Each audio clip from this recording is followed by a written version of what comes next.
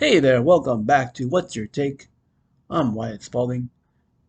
I just watched Game 4, Celtics Bucks, and that fourth quarter was awesome if you're a Celtics fan like me. The whole game, the whole first three quarters looked like the Bucks had it. And the Celtics weren't down big, but the Bucks just seemed to control the game from the tip. I mean, Giannis was going off, doing his thing, and Jason Tatum really seemed to struggle. And when Jason Tatum struggles, I mean, it's like they're kind of doomed, honestly. I mean, the Celtics have really good role players, but they need another superstar like Tatum. I mean, yes, they have Brown, but Brown will sometimes have 30 one game and then have 14 or 12 the next game. But in this game, Al Horford stepped up. He has been in the league since 2007, and this is 2022. And he had his playoff career high 30 points and 8 rebounds, but 30 points for Al Horford. And it all started when Al Horford got a technical, which was bullshit. But Al Horford drove baseline on Giannis and dunked. And as he was coming down, Giannis didn't move, and Al Horford's hand got in Giannis' face. Well, that was stupid. Like, Giannis was right there. What is Al Horford supposed to do? He didn't do anything to him. And then they called a tech. They did call a foul on Giannis as Al Horford dunked the ball. So that was good. But it was like that technical foul was like the best thing that happened to the Celtics because they got them pumped up and started their run. Jason Tatum ended up scoring 12 in the fourth quarter. Smart had 9, and Al Horford had 16. Unstoppable. They even did better in the fourth quarter last game. This fourth quarter, they outscored Milwaukee 43-28.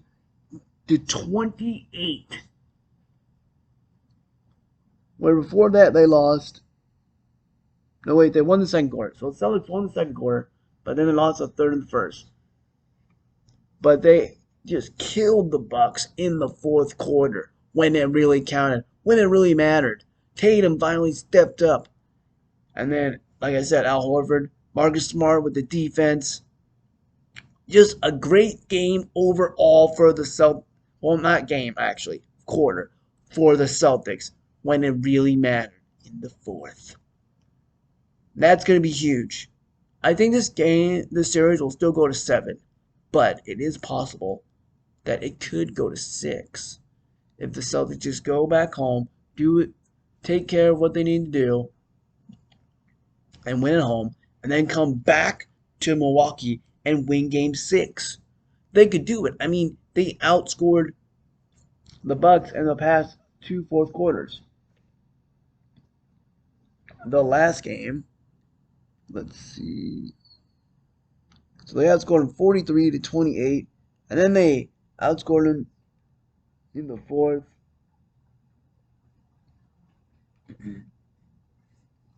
Let's see, game 3. Come on, what's game 3? Game 3. Oh, here we go. Here we go. So the fourth quarter of game 3, they outscored the Bucks 34-23. So not as big as this game, but they've outscored the Bucks in the fourth quarter on the road in these 2 games. They just came up short in the game 3, which I thought there were a bunch of fouls at the end. They didn't call, but whatever. But the point is that going back home, this is it. When they went back home, Jason Tatum had his best game in game 2, where he dropped. Jason Tatum at. He dropped 29 against the Bucks in game 2. So, go back home, got the crowd behind you. You're tied 2-2, win 1 on the road. The Celtics got this now. Now, it's not going to be easy. You still got Giannis, who scored 34 that game, and just been on a tear. but they just play their defense good enough right when at the start of the game and not have to wait till the fourth quarter and blow them out. I don't think they'll blow them out, but like, be up by like 15 or whatever. And when you're up by 15 or 20 in the NBA, that's not a blowout, people. Anybody in the NBA can come back when they're down by 20. Now, if it's more than 20, it's a blowout. But anyway, let's see some other stats here. So, okay. Alfred had 30, like I said. Williams had 9. Tatum ended up with 30 points, so that's good. Marcus Smart had 18. Jaylen Brown had 18. And off the bench, White had 11. How many assists did he have? Oh, he only had 3 assists. But all in all, not the greatest game by the Celtics, but they played the best when it counted the most in the fourth quarter.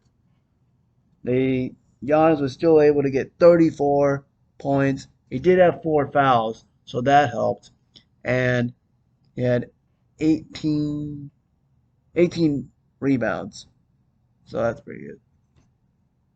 But other than that, Lopez had 17, Holiday had 16, Matthews had 12. So it really helped that Giannis was the only one really going off, because the Celtics were able to at least keep it close, be down by 10 or 12 for most of the game until they made that fourth quarter comeback.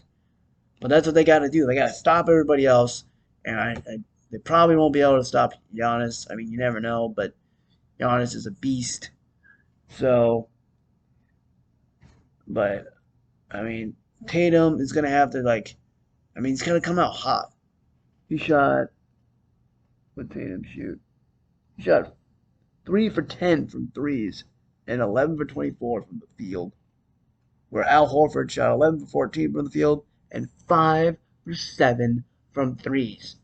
And that's what it's going to take for the Celtics to make it to the finals. They need somebody to step up and score just as much or close as Tatum does.